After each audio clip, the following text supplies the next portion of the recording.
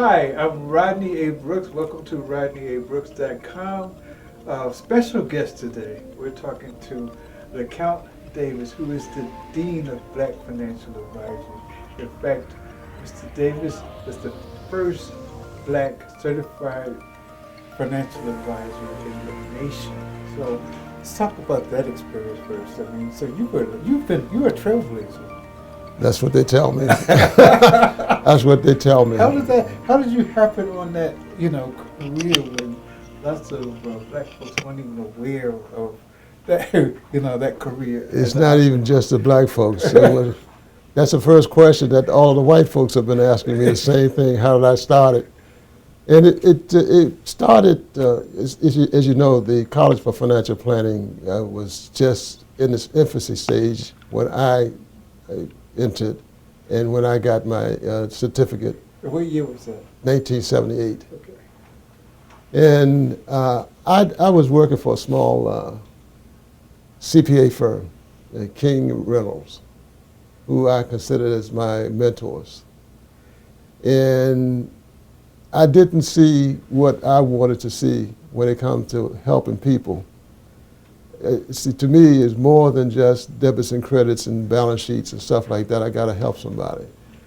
So I started looking and searching periodicals and looking at TV, and I ran across, I think it was Kiplinger magazine, that said this is a budding profession.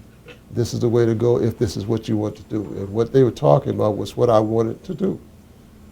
So I decided to pursue the CFP, because if I was going to be a financial planner, I didn't just want to be a member, I wanted to be one of the best in the profession. That's the way I was reared, and that's the way King Reynolds taught me, and that's why they're my mentors. Both of them have passed, but they helped me quite a bit. And the one of the partners was Arthur Reynolds Sr., who was a graduate of Howard University, a master's in American University, and law degree from Georgetown.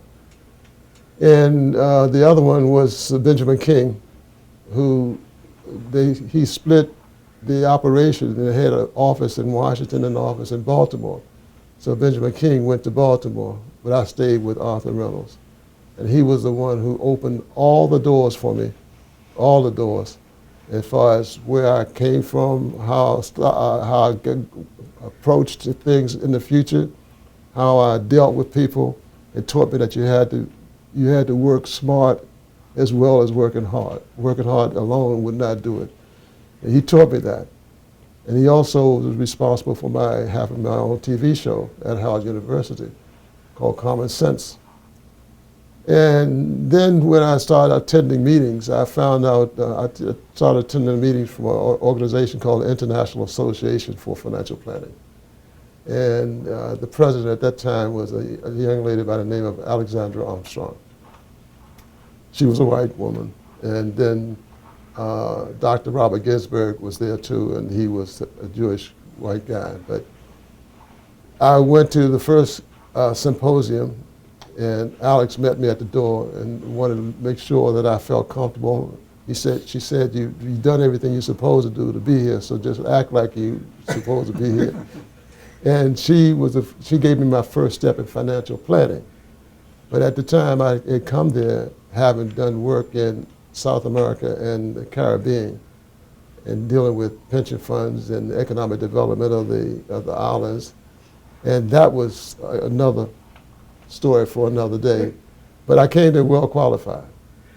And then I still was I was making money, but I wasn't helping anybody. And that's what I really wanted to do. And I wanted to help, especially help my people. And I had to do something else. So I left the organization dealing with South America and the Caribbean and opened my own firm, started my own firm. I had it right on Wisconsin Avenue in Bethesda. And I decided trying to do it that way, I had to have an association put together of all types of financial experts, accountants, lawyers, real estate people, bankers. I had to have that in order to build what we now call Quad A, that I started and founded in 2001. And Quad is the, It's the Association of African American Financial Advisors. okay.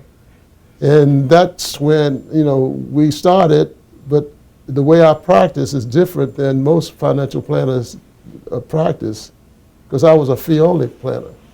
So even the financial planners that I had connected with, associated with me, we were not compatible because they were commission people.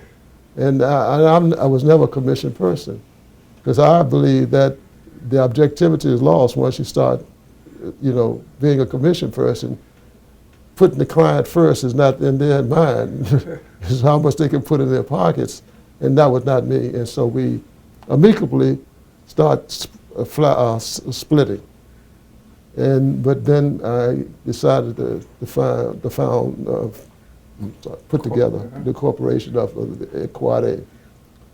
So that's a long answer to your short question.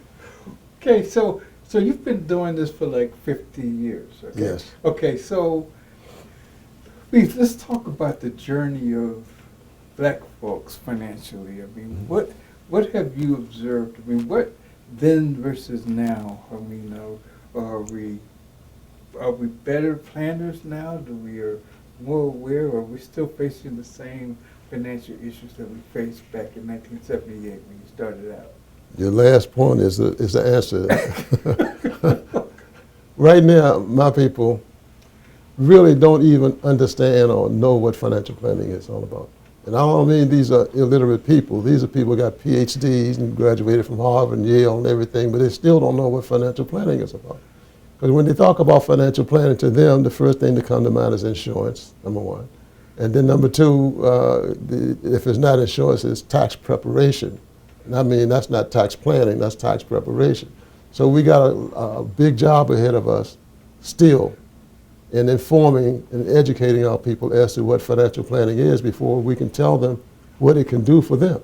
And they don't see it that way. And when I started my practice, because of the clients that Arthur Reynolds gave me, he didn't sell the firm, so he gave the clients to me with their permission. They were basically, the accounting firm was better known as a tax preparation accounting service. They didn't get the big accounts for auditing. They didn't get the big accounts for any type of economic development or stuff that Deloitte and Tush and KPMG and all those people, they didn't have that. So they settled into a certain little box. I didn't want to be in a box. I had to be something different. And then I said that again, if I'm going to do something, as my mother told me, if anything worth doing is worth doing well. You don't just want to be a part of something. You want to be something important, excuse me, to whatever you're talking about. So then it seemed to grow and grow and grow. Quad A did. My practice did well. I remember one of the first things I did, one of the first clients I had after I decided to open my own firm, was working for the hotel workers management group and the workers group pension funds, two pension funds in the Bahamas. Because they knew about me. I had worked for them. I had worked for them through this company that was under Art Reynolds. And I remember very vividly one big Wall Street or wirehouse was the one actually investing the money. And I won't call names because I never know you get in trouble calling people's name, company's name. But anyway, I was assigned to overseeing what they did. I was like to make sure they were in compliance with the IPL and everything. And they didn't want to do that at first, because here was a nondescript small company overseeing a multi-billion-dollar company. And they said, no, do we really have to report to him? Well, the trustees of the pension funds said, yes, you do. You have to go through LeCount. And they said, well, why? They said, because we trust him, we know him. We know that you're a big firm, but we don't really know you. So I'm going to go with what we know. You know, it's better to go with the people you know. And when they looked at how much they were making off the pension funds, they said, I guess I'll report to LeCount. So and that was one of the biggest turnarounds that I could find in my whole career, because then I could go out and that meant I had gone international. And none of my peers could say that. They didn't have any clients who were international.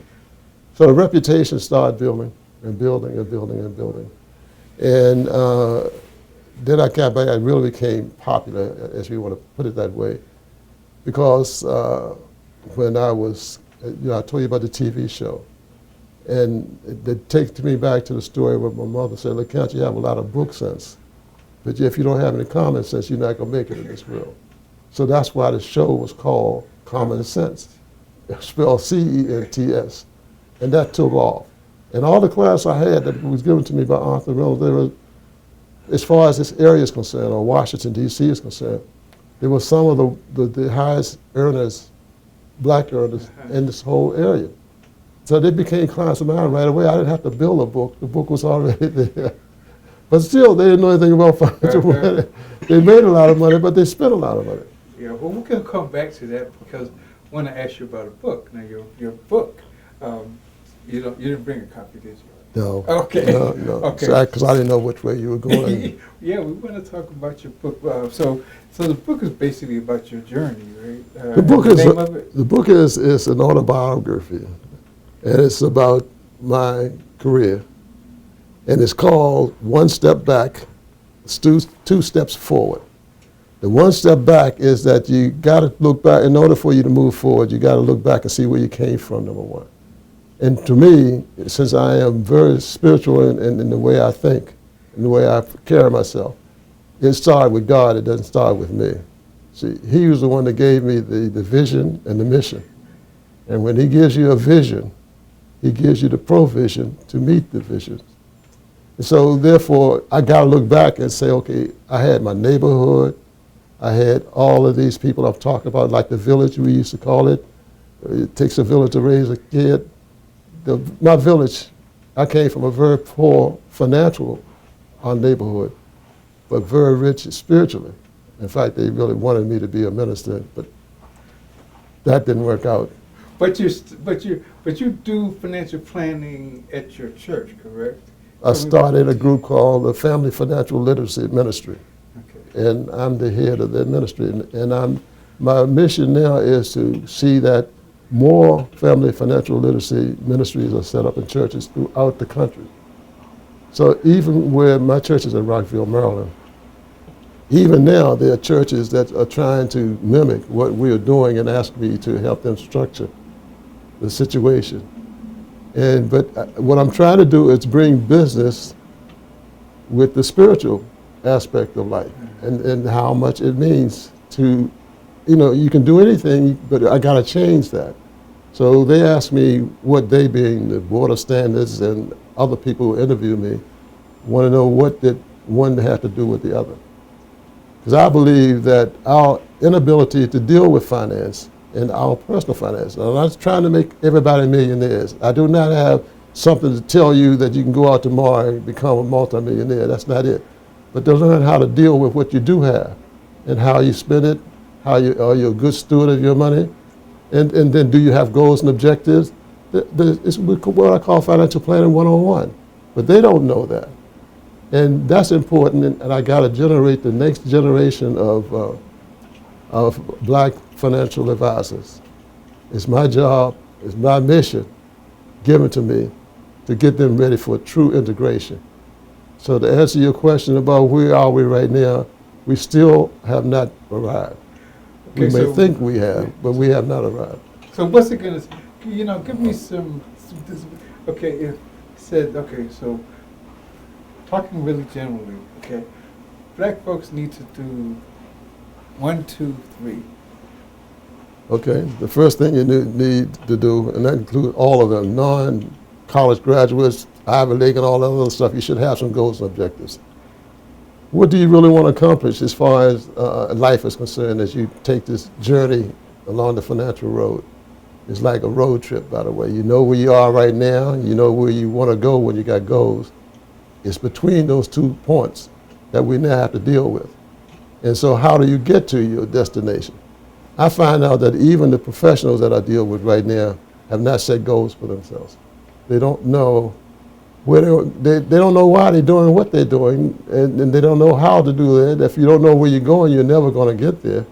But they still believe that they got everything in tow. And then I looked at my clientele. And my clientele, as I said, all of them made good money. But there was no such thing as transfer of money from one generation to the next generation. Because as I mentioned in my previous interview, it was like the song that Papa was like a rolling stone. All he left when he died was alone. That's the way it was. They made a lot of money, but nothing was transferred. So every generation was not just standing still, they were falling behind because the world was going forward. And if you're standing still in the world going forward, you're going to go backwards. And that was the case. And I said, we got to do something about this. But then when I found out that I had to be almost like Moses, you know, when God chose him, he was 80 years old. So I got to leave my people. I was up in age, but I had to leave my people anyway. So when I started talking to right down the street, well, across the street, I had lunch with Kevin Keller, who is the CEO of the Board of Standards, CFP Board of Standards. And Kevin wanted to know what are my ideas for the future and where could we go and why. He said they were having a lot of progress with the big firms, but they were having more problems with the independent RIAs that came out of the big firms, that they could not reach them the way they wanted to reach them, and they wanted to know how should they do it. I said, Kevin, you know, I'm not going to tell you what you got. So you got plans for the board. I got plans for a group of people who are still out there struggling. You got to bring something to the table and make it very obvious that you're attempting to do something the right way, not just talking to me. I have the big companies talking to me all the time, but they were not doing anything. They were just talking. So you got to bring something to the table. So Kevin evidently went back to the board. And out of that conversation, I believe, came out of two things with the board. And that was one, with Camilla Elliott became the chairman of the board. She's a black woman, young lady. Chairman, that was the first.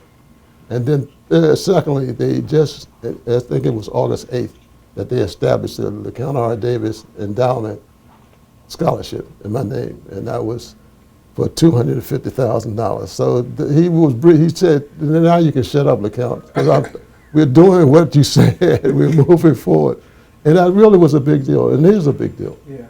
But it's also letting other people, younger people, the crowd, by the way, in Atlanta was very, the crowd was, we planned on 300, 510 showed at the conference. And that's the conference of the Quad A. Quad A conference. Yeah. And so it's paying off now that once the things start happening, I started getting calls from not all of them, but the New York Times, T. Rowe Price, there were 3 other companies, Financial Planning Magazine. All of them started running articles and stories about me. And it all started with the same question you asked me, how did you get involved with this? You know, this just started, and now here you are here. But now it's the time for us to make a move. You got to be ready when the opportunity gets there. We're in a position now, and I say we, I'm talking about my people, are in a position where they could leverage the exposure that I'm getting. It's not going to help me. It's almost like Martin Luther King said, I may not be there, but we are going to get to the promised land. I may not get there with you, but it's for the younger people, the next generation. I want to pass something to the next generation because I did very well, and the man has looked after me. Okay, so about the next generation, okay, 50 years.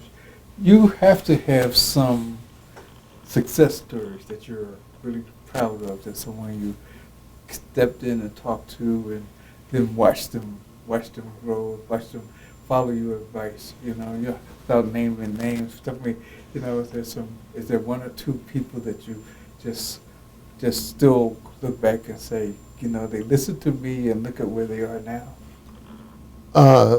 I have the stories I like to tell first would be the ones who, when I look back and say, how did I get there, and who helped me get there, and they have done they were doing well before they even knew LeCount Davis, so they were doing well. But let's take one funny story. Is that when I was teaching, I was an adjunct professor at Howard University in accounting, and one of the students had just got out of the military, and he was taking an accounting course. And the group that he handled needed an economic development specialist or financial person to give advice to countries, all the countries in South America that was dealing with the United States. All of them didn't deal with the United States, but all of them that did. He was the second one in charge of it. But he needed someone who truly knew finance and business. He knew what he did not know, so he needed somebody else. So he offered the job to Arthur Reynolds Sr., the one who was my mentor. I said, no, my goal is to be a tax attorney, not to travel throughout the world talking to people. You need LeCount. So he appointed me he became my student, became my boss, because he said, well, I'll approach LeCount and see what he'll say. I told him I would take the job if my first assignment was Rio de Janeiro. And they said, after he finished laughing, because he said that everybody else in the organization wants that assignment, I said, that's the only way that I would take it. And I thought he was going to say no and just was gone. He went back to his boss, the number one man. The number one guy said that, look, if he's teaching you and you're in the top right below me, he must be all right, so therefore he's hired. Next thing I know, I was on a plane going to Brazil, and not knowing how to speak Portuguese or nothing. But I didn't think they would do it. He called my bluff, and I had to follow through. I had to follow through with it. So that was a story that I always like to tell people. And the other one is with Dr. Ginsburg. Dr. Ginsburg was a wealthy financial advisor in this area. And I remember, and he took me to lunch right at the University Club here in Washington. And they didn't have us going to the University Club when I was coming up. So a brother came to me, he was a doorman, and swore that I was at the wrong place. He said, are you sure this is the address that you're supposed to be? I said, yes, I'm a guest of Dr. Robert Ginsburg. He said, well, let me check. And he had to go back and check to get the permission to even let me in, because Ginsburg was not there. He came late. And Ginsburg was so incensed with the treatment that I got initially that he said, if you don't treat him the same way you treated me, I'm going to give up my membership. Well, he was high enough on, as a retired colonel or lieutenant general or somebody, very high in the military, had money, had reputation. It meant something for him not to be a member. So they brought me in, and he wanted one thing to do for the meeting. He didn't need my money. He didn't need the contacts. He had all those things. But he said that getting the CFP got me to the table, but it won't get me anything off the table. And he wanted me to know how he thought I should go about setting up my business and dealing with my people, not my people, but the people, in order to get something off the table. And that's all he wanted to do, nothing else. He congratulated me on everything I had done. Then I became president of the whole chapter of this area, as far as financial planning is concerned. That was given to me by Alexander Armstrong and Ginsburg. They're the ones that looked after me to make sure that the people knew that I knew what I was talking about. So they sent me through the ringer. They sent me through tests. And evidently I passed the test because I became the president of the whole association. And that's why it was not a very big deal for them to establish an endowment a scholarship fund, because those are the people who put up the initial money. I didn't have to raise any money. They put up the initial money, but they all knew me, and they said that as soon as they mentioned your name, we just asked them how much. And they were doing it at $25,000 a clip. And next thing you know, in 15 minutes, they had $210,000 at the opening of the presentation. And the next night, they had already had that in the bank, not pledges, but they had the money in the bank. In the bank. Okay, so tell me about. Okay, so I want to know. You know, it was important to you to teach people. So when you teach people about financial planning, I want to know. You know, there have to be people that you have given advice to who listen to you and either turn their lives, financial lives around, or actually left something, you know. And then on the second part of the question is if you watched, you know, probably 2 generations of Black financial planners. So tell me about some of the people that you know that you had basically a direct hand in helping them along and where they are now. But let's start with some of the you know people you know who you reached out to and helped with financial advice. Well, one of them is sitting right here with us talking to you now. I mean, not talking to you, but came here with me, talking about Daphne Wright. Yeah. Daphne is both she's well qualified. On paper, she may be even more qualified than me. It's a matter of maybe experience after so many years would put me at a certain level. But she's a CPA and a CFP and a coach, and she is also spiritually sound. So I didn't have to preach to her what my mission was all about. She already knew all that stuff. And she knew, and she came and she embraced it. And even sometimes when I'm running into now a serious tax planning situation, I call her to get a second opinion. And so in some cases, she's teaching me, you know, things that she has kept up with because she's a tax specialist also. And that's one of them. But I did not know that I had reached so many other people until this last conference in Atlanta. When they came to me, you got Lonta Evans, you got Lizetta Braxton, you got all of these people came to me and said, LeCount, you don't know how much you have done for my career. And what that we appreciate it and we want to let you know, I guess while I still smell the roses, they want to let me know. So they came to me and I had people that I never knew about me. And the book helped that out. I had people from Utah. I had people from, we didn't expect anybody to be coming from Utah to do it, not only because of distance, but because of culture in Utah.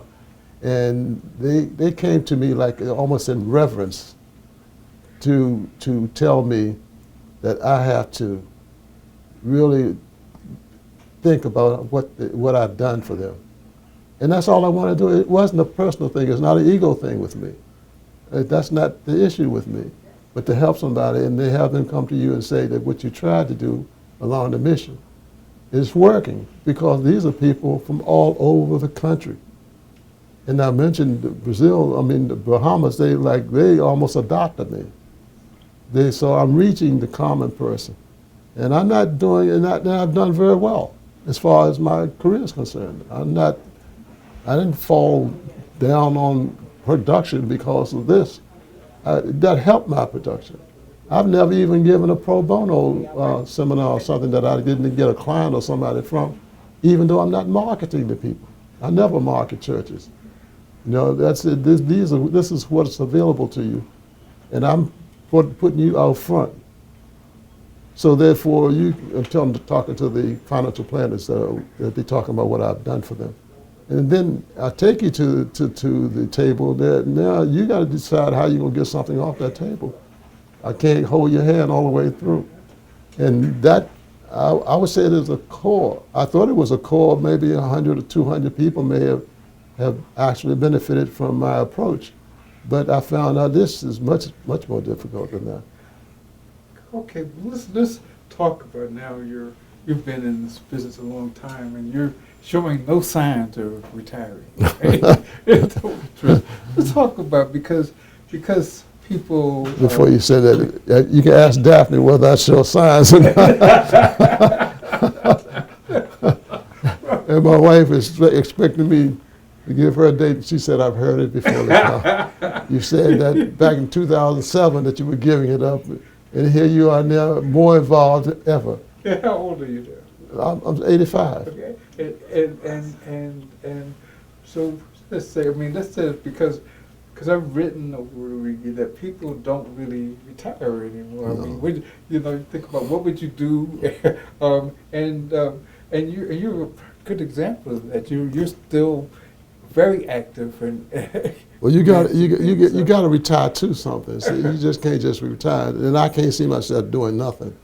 And I can't see myself just going to the golf course. I'm not a golfer, but I can't see myself getting up in the morning just looking at television or.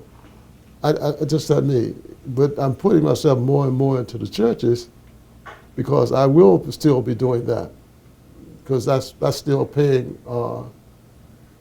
Well, that comment's going to be. And you read the book. The last chapter of the book is that who was the most famous client that you've ever had or the most important client?